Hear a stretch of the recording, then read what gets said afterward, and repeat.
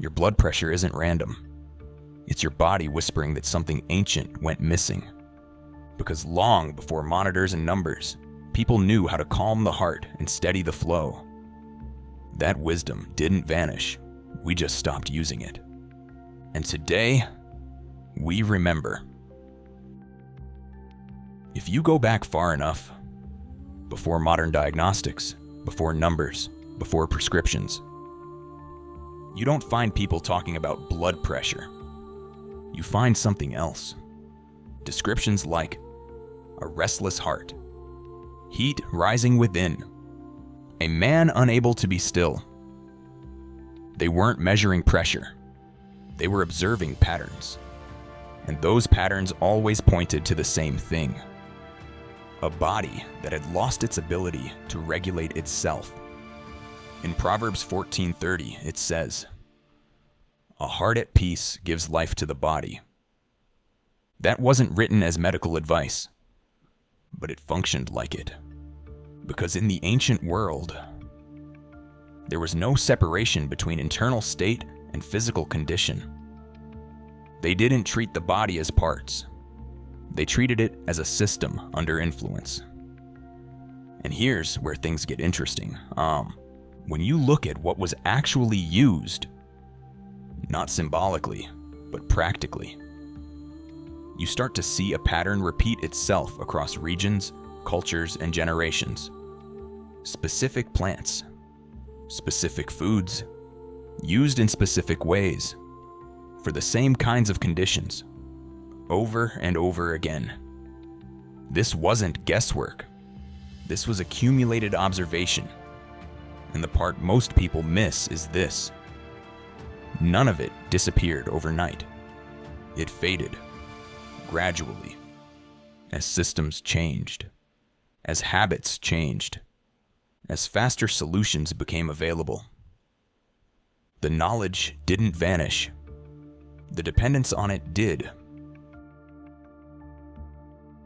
If you trace dietary records back through ancient Egypt, early Hebrew life, and surrounding regions, one thing shows up with unusual consistency. Garlic, not as seasoning, as a staple. In Numbers 11:5, when the Israelites recall Egypt, they don't just mention food, they remember specifics. We remember the garlic. That detail matters, because memory tends to preserve what was felt, not just what was eaten. And garlic wasn't just consumed, it was relied on. Ancient physicians, long before formal medical systems, documented its use for circulation, internal stagnation, and what they described as thickened blood. Different language, same observation. Garlic wasn't extracted. It wasn't processed. It was used in its raw form, crushed, left to sit, then consumed daily, not in response to symptoms, but as part of preventing them. They didn't take it when pressure rose. They used it so pressure didn't build. That's a completely different relationship. Now we know compounds like allicin influence vascular function, supporting the relaxation of blood vessels. But that explanation came later. What ancient healers observed through repetition, modern science is now mapping in detail. Garlic wasn't powerful because it was intense. It was powerful because it was consistent. They didn't rely on strength. They relied on frequency. And when frequency disappears, effect disappears with it. Now that's one layer. Something internal. Something repeated. But the next one is different. Because it wasn't just consumed. It was valued, protected, embedded into the culture itself. If you study the design of ancient Israelite garments, temple structures, and ceremonial objects, one symbol appears repeatedly: pomegranates. In Exodus 28:33, Make pomegranates around the hem. That wasn't random decoration. Ancient cultures didn't separate symbolism from usefulness. What was important physically often became important symbolically, and pomegranate was considered essential.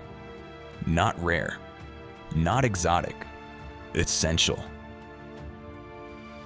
It was eaten fresh, pressed into juice, consumed when available, and sought after when not.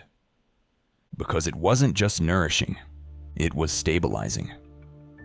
Particularly for what we would now understand as vascular health. They didn't treat it as a supplement. They treated it as a seasonal necessity. Modern analysis shows pomegranate is rich in polyphenols, which support endothelial function and reduce oxidative stress. But again, that explanation came later. The usage came first. Pomegranate didn't disappear, but its role diminished. From central to occasional, from necessary to optional. And that shift is subtle, but critical. Because these systems depended on repetition, not intensity. They didn't search for powerful foods. They preserved reliable ones. And over time, reliability was replaced by convenience. So now you've seen two layers: internal support, nutritional reinforcement. But there's one more, and it might be the one everything else depends on. There's one plant that appears in Scripture in a way that most people overlook. Not because it wasn't important, but because it was used so routinely. It didn't need explanation. Hyssop. In Psalm 51:7, it says, "Cleanse me with hyssop, and I will be clean." Most people read that symbolically. But in the ancient world, hyssop wasn't just symbolic. It was functional.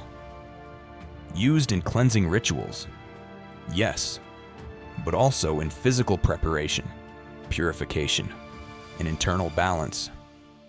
And when you look outside Scripture, into early medical traditions surrounding the same region, hyssop shows up again, used for circulation, used for respiratory support, used for what they described as clearing internal heaviness. Different language, same pattern. Hyssop wasn't extracted into isolates. It was steeped, consumed as an infusion, sometimes combined with other herbs. Used regularly in small amounts, not as a reaction, but as maintenance. They didn't wait for imbalance to show up. They used it to keep the system clear. That idea of clearing shows up repeatedly in ancient texts. Not detox in the modern sense, but removal of buildup. Today, we understand that certain compounds in herbs like hyssop can support circulation, mild vasodilation, and relaxation of the system. Nothing extreme, nothing immediate, but consistent support. And that's the pattern again. What ancient practitioners observed as cleansing, modern science is beginning to understand as systemic support. Hyssop didn't vanish completely, but it moved out of daily life.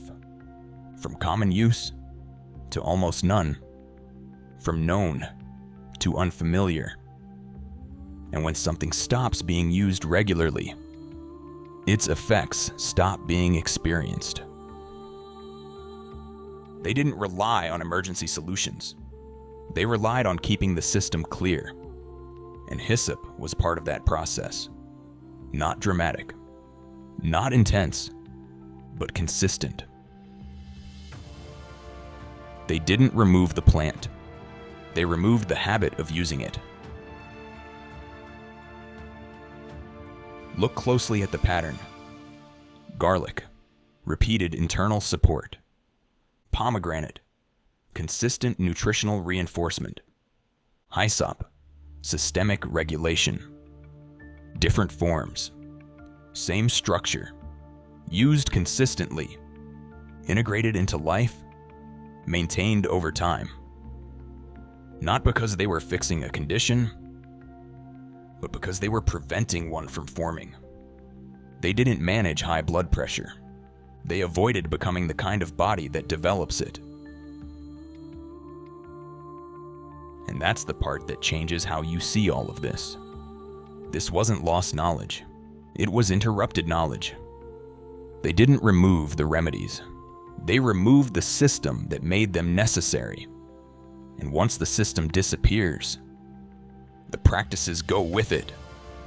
Now, piece by piece, those patterns are being recognized again, not as replacements for modern medicine, but as something that existed before it and can exist alongside it.